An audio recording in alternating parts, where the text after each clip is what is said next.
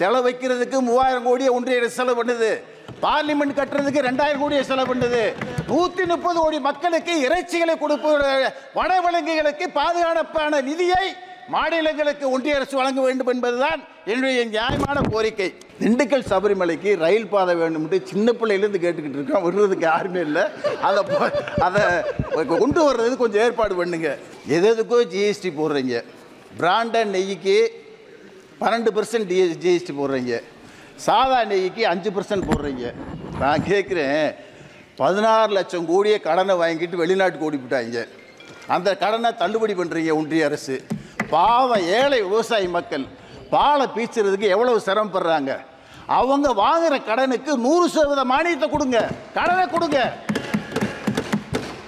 அதற்குண்டான நிதியை ஒதுக்குங்க. இலங்கை அரசு தமிழ் மீனவர்களை இலங்கை அரசு கைது செய்கிறது, படகுகளையும் வைத்துக் கொள்கிறது. அப்படி இருந்த 174 படகுகளுக்கு உண்டான தொகையை 6 லட்சம் வீதம் அந்த குடும்பங்களுக்கு வழங்கிய முதல்வர் தமிழ்நாடு முதல்வர் அண்ணன் தளபதி. இன்னைக்கு 74 பேர் சிறையில் இருக்காங்க. 140 படகுகள் இலங்கை இராணுவத்தினர் இருக்கு. அதற்கென்று ஒரு கமிட்டி அமைச்சிருக்கோம் தமிழ்நாடு அரசு. அந்த கமிட்டியை இலங்கைக்கு அனுப்புவதற்கு ஒன்றிய அரசு இன்னும் முன் வரல. போய் அங்கே பாதுகாப்பு கொடுத்து 2 நாட்டுக்குண்ட பிரச்சனை தீர்ப்பது தான் ஒன்றிய அரசின் நோக்கம். ஆனால் ஏன் பாராமுகமாக இருக்கு பிஜேபி அரசு, ஒன்றிய அரசு? காரணம் என்னான்னு கேட்டால், நாங்கள் 40 நாங்கள் ஜெயிக்கிறோம், பிஜேபி ஒரு இடத்துல கூட ஜெயிக்கல. அதுக்கு எங்களுக்கு தண்டனையா? ஒன்றிய அரசால் தமிழ்நாட்டுக்குரிய நிதியையும் திட்டங்களையும் புறக்கணிக்கப்பட்டாலும் முத்தமிழறிஞர் கலைஞர்களிடம் கற்றுக்கொண்ட அரசியல் நிர்வாகத்திறன் உடனால் தமிழக மக்களுக்கு வாக்குறுதிகளை நிறைவேற்றி வரும் மாண்புமிகு தமிழ்நாடு முதல்வர் முத்துவேல் கருணாநிதி ஸ்டாலின் அவர்களுடைய நல்லாசியோடும் என்னை வெற்றி பெறச் செய்த தேனி நாடாளுமன்ற தொகுதி மக்களுக்கும் கூட்டணி கட்சி தலைவர்களுக்கும் கழக உடன்பிறப்புகளுக்கும் எனது மனமார்ந்த நன்றியை தெரிவித்து எனது கன்னி பேச்சை துவங்குகிறேன். This is my maiden speech. ஒன்றிய அரசால் 31 துறைகள் விவாதிக்கப்பட வேண்டும் இந்த அவையில். ஆனால் 5 துறைகளை மட்டும் எடுத்து விவாதிக்கப்படுகிறது. அதை நான் வன்மையாக இந்த ஒன்றிய அரசை கண்டிக்கின்றேன். விவசாயத்துறை, கால்நடை, பால்வளத்துறை, மீன்துறைக்கு சேர்த்து ஒதுக்கிய தொகை 1,20,000 கோடி. அதில் கால்நடை மற்றும் பால்வளத்துறைக்கு ஒதுக்கிய தொகை வெறும் 4,000 கோடி. இந்த தொகை போதாது. காரணம் என்னவென்றால், எல்லாம் அறிந்த 5 முறை முதல்வராக இருந்த முத்தமிழறிஞர் கலைஞர் கால்நடைகளை பாதுகாக்க வேண்டும் என்ற உயர்ந்த சிந்தனையில் தமிழ்நாட்டில் 1989 முதலில் தமிழ்நாடு பல்கலைக்கழகத்தை, கால்நடை பல்கலைக்கழகத்தை உருவாக்கியவர் முத்தமிழறிஞர் கலைஞர். அதன் பின்பு 7 பல்கலைக்கழக கல்லூரிகள் வந்திருக்கின்றன.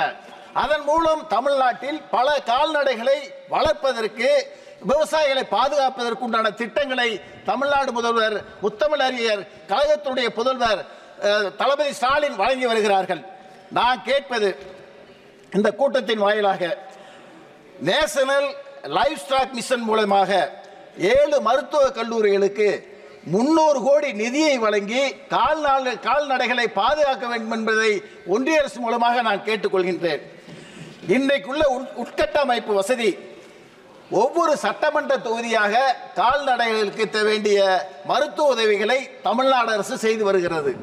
இது போதவில்லை. இதை பிளாக் வைஸாக, ஒன்றிய வைஸாக கால்நடைகளுக்கு நடமாடும் மருத்துவமனைகள் மூலம், வாகனங்கள் மூலமாக கால்நடைகளுக்கு மருத்துவ உதவிகளை செய்வதற்கு ஒன்றிய அரசு அதிக நிதிகளை தர வேண்டும். எங்க பகுதி கிராம பகுதி. நான் கிராமத்திலிருந்து வந்தவன். என்ன ஊர் நாராயணத்தம்பட்டி.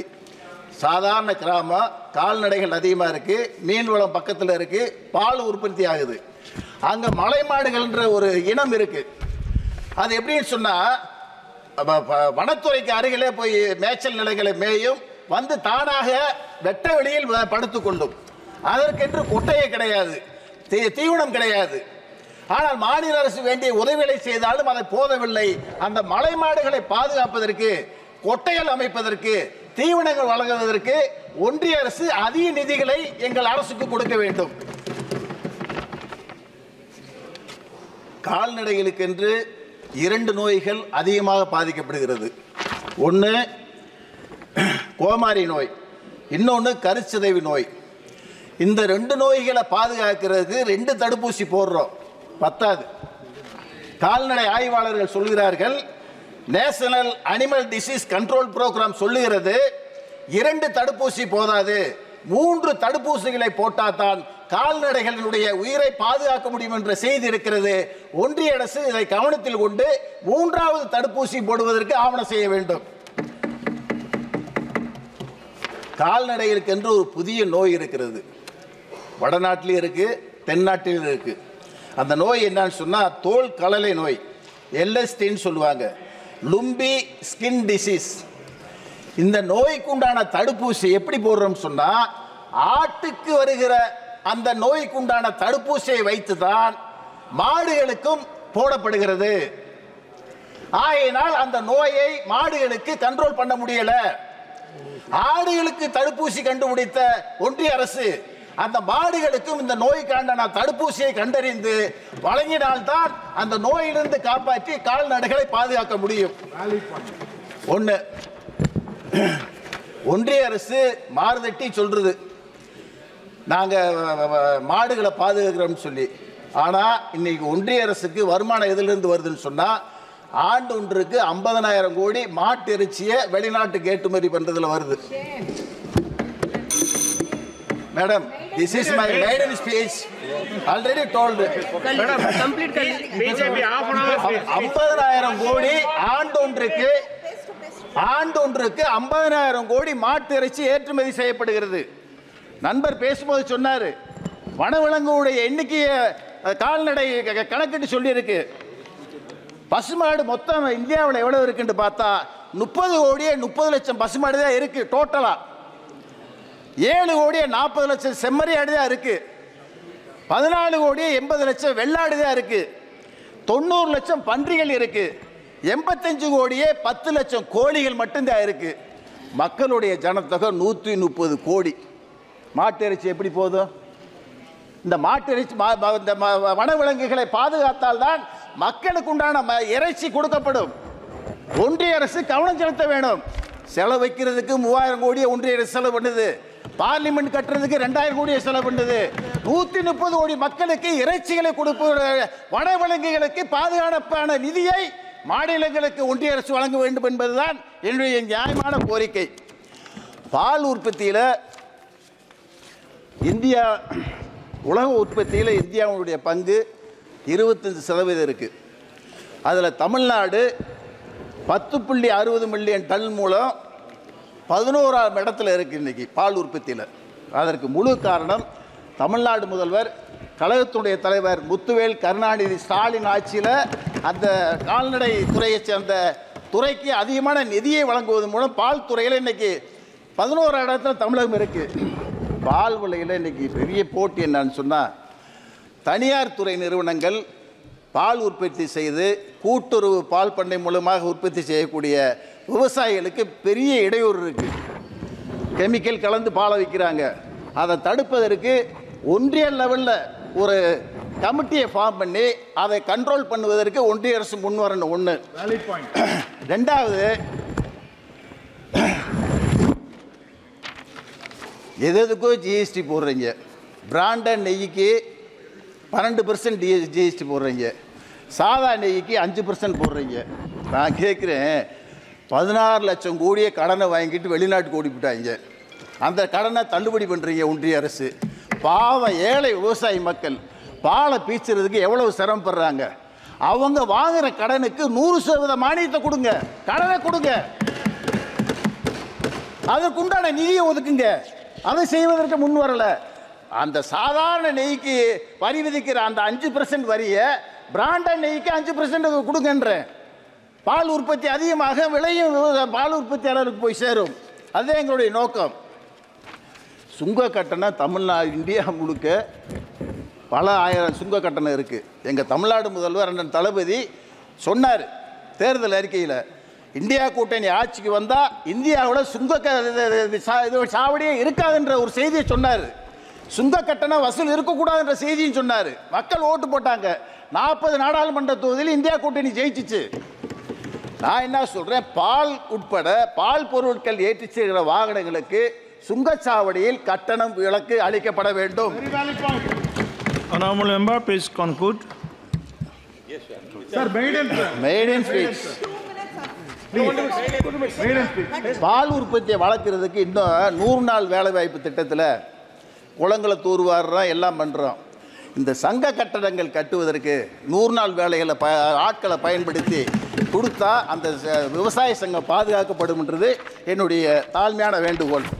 அடுத்து முக்கியமான பிரச்சனை எங்கள் தமிழ்நாட்டில் இந்திய இலங்கை தமிழர்கள் மீனவர் பிரச்சனை மிக நீண்ட காலமாக தமிழ்நாட்டில் இருந்து கொண்டு இருக்கிறது.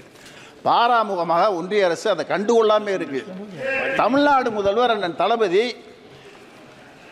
இலங்கையில் மீன்பிடிக்க செல்கிற மீனவர்களை இலங்கை அரசு தமிழ் மீனவர்களை இலங்கை அரசு கைது செய்கிறது, படகுகளையும் வைத்துக் கொள்கிறது.